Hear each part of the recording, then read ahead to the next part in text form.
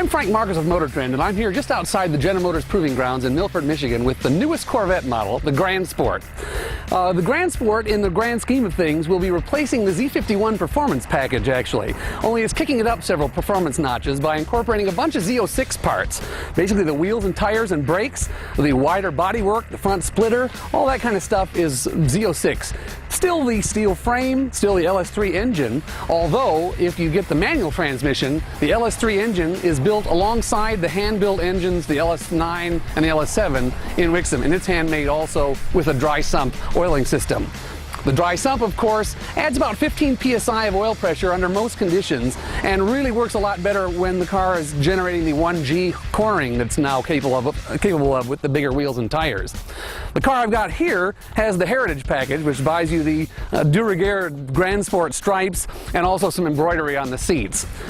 You know, things have been kind of tough at General Motors lately, and this is an interesting car, a way of making a brand new model, an interesting new model out of a lot of parts that were already existing.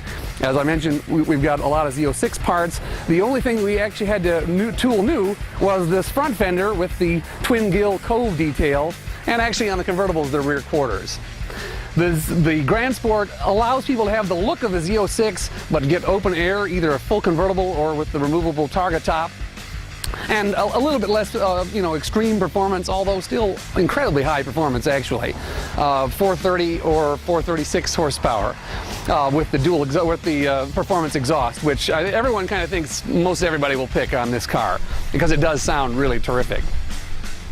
I have actually had a chance to get out and drive this car, and it is amazing what it can do. The braking, it just never ceases to amaze me. 6-piston front calipers with 6 individual brake pads, 4-piston in the back, big vented drilled rotors. So just indefatigable. You go deeper and deeper into the turns with harder on the brakes each time around the Milford road course and never get out of shape. Handling wise, the steering quite great, quite good. You can position the car exactly where you want it on the track at all times.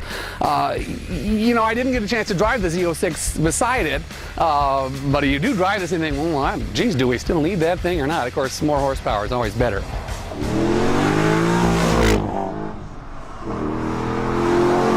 Another really cool feature that's available on all manual transmission Corvettes for 2010 is a launch control system. And I think it's about the nicest one I've tried. Basically, to set it up, you just press the traction control button twice. You put your foot on the floor, put it in first gear, pop the clutch, leave your foot on the floor, and the engine control system revs the engine to about 4,000 and holds it there and meters out the power, dithers the engine to make the best use of the available traction. So it's always sort of sensing what the traction is and optimizing for it. We tried it not on a Grand Sport but on a ZR1. Yeah, and with the system turned on, I had my best time was a 3.8 and the system managed to do a 3.6. Over and over and over again. Mine ran from 3.8 to 4.4 or so. So very good system as far as the launch control. Corvette Grand Sports are arriving in dealerships now, so they're available for sale.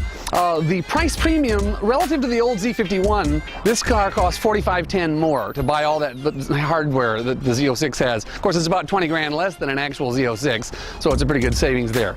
I think it's a pretty good value for the money, and some of the folks here reckon that as many as half of the new base Corvettes will be Grand Sports.